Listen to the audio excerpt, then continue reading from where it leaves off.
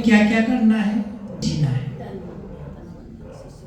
हम अपने ही तन मन धन से भारत को स्वर्ग बना रहे हैं। दूसरा मनन चिंतन का बताया कि बाबा कहते हैं बच्चे सेवा करो, दान दो। मेरे को दादी जान की याद है। जान की नाश्ता कर रही थी, बाबा अचानक पहुंचे।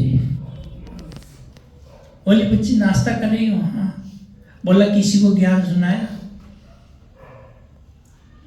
तो उसको महसूस हुआ कि नहीं सुनाया।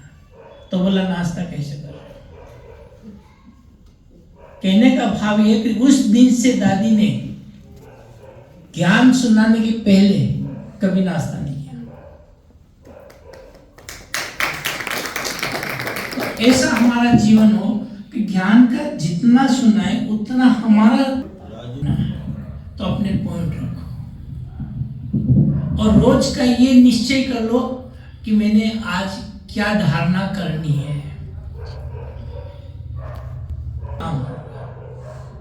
और जीवन में ये ज्ञान जो बोला ना, 1,00,000% का ज्ञान है, एक वर्षन बाबा का अगर हम अपने जीवन में ले लेंगे रोज का, तो संपूर्ण बनना कोई बड़ी बात नहीं है। पर ज्ञान का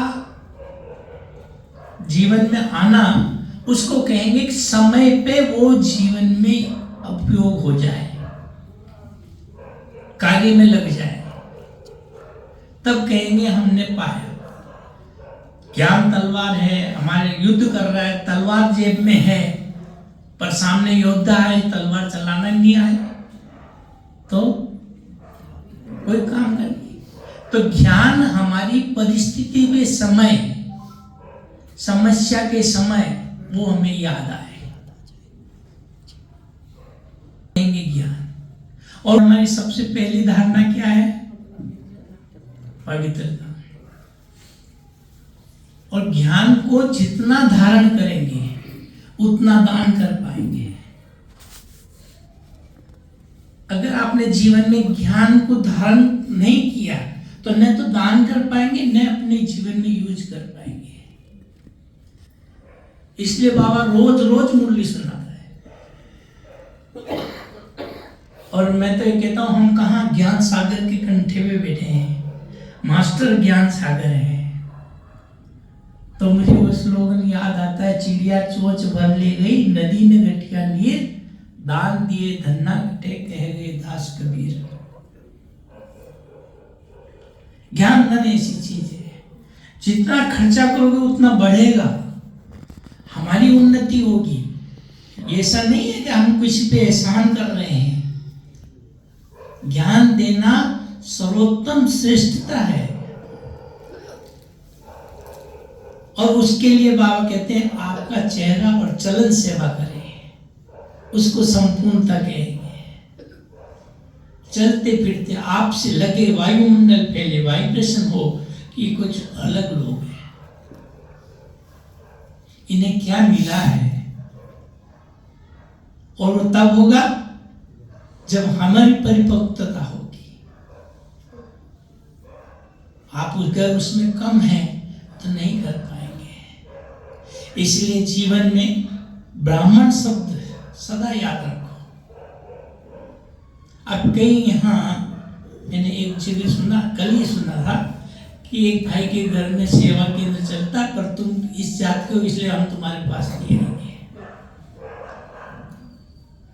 तो मेरे को इसमें एक स्पष्टीकरण कर देता हूँ कि ये जो शरीर है ये बना है चारों वर्णों से बना हुआ है, ब्राह्मण, क्षत्रिय, वैश्य और शूद्र, ये कहते हैं ना। तो ये शरीर चारों है अपने पास और हम चारों कर्म करते हैं, पर एक शरीर संबंध किसी घर में जन्म लेने से कोई ऐसा नहीं हो जाता। जैसे मैं आपको अभी उदाहरण देता हूँ, ये शरीर के ऊपर का हिस्सा, गर्दन के ऊपर का, ये ब्राह्मण है और ब्राह्मण श्रेष्ठ होता है। ब्राह्मण के कर्म श्रेष्ठ होते हैं। तो ये ब्राह्मण कर्म है, अच्छा खाओ, अच्छा सुनो, अच्छा देखो, अच्छा सोचो, अच्छा सुनो, ये ब्राह्मण कर्तव्य है। पर जब ब्राह्मण बिगड़ता है तो उसका सम्मान खत्म हो जाता है। और कई बार स्थिति आती है जब ब्राह्मण बिगड़ता है तो सिर पे ही पड़ता है, मार पड़ती है। तब ये हमारे दोनों हाथ जो है एक क्षत्रिय रूप है, ये इसकी रक्षा करते हैं।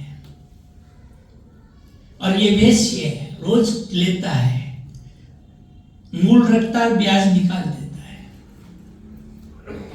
और इसके नीचे शूद्रपन है, इसकी भी अगर स्वच्छता आप में नहीं है तो पूरा शरीर खराब कर देता है। तो वर्ण कोई बाहर की नहीं है, वर्ण सब हमारे में है। शूद्रपन भी हम करते हैं, गंदगी अपनी साफ करते कि नहीं करते? तो उस समय तो शूद्रपना ही हुआ कि नहीं हुआ? परंतु हम वो नहीं समझते, हम समझते वो जात अलग है। ऐसा नहीं है। एक शूद्र है, सफाई करता है, जिसको आप जमादार कह दें या कोई कह दें, परंतु वो उसमें रहते हुए धारणा प्रधान है, उसकी स्वच्छता है, उसमें ज्ञान योग है, उसमें अच्छी बातें हैं। तो कहेंगे भले ये घर में कहाँ लिया पर आदमी श्रेष्ठ है, देवता है। तो जाति से कोई नीचा नहीं होता। बाबा ने हमें ज्ञान दिया है कि ये सब कुछ हमारे में है। श्रेष्ठ जीवन, श्रेष्ठ कर्म ब्राह्मण है। कोई भी हो, अगर वो श्रेष्ठता है। अब मैं लौकिक में उदाहरण देता हूँ, एक मुसलमान जैसे है, पर वो रोज आता मंदिर में, बचपन से आने लगा, पूजा पाठ करने लगा, साधु बनता है, ननद भक्ति करता है, चाहे शास्त्र सुनता है, तो क्या उसे मुसलमान कहेंगे? तो केवल जन्म उस घर में लिया है, परंतु उसके कर्म के आधार से धर्म है। और वो धर्म श्रेष्ठ धर्म बनता है। शारीरिक धर्म से कोई लेना देना नहीं है। इसलिए मन की पवित्रता तभी होगी हम सबको एक समान होकर देखें और उनकी सेवा करें।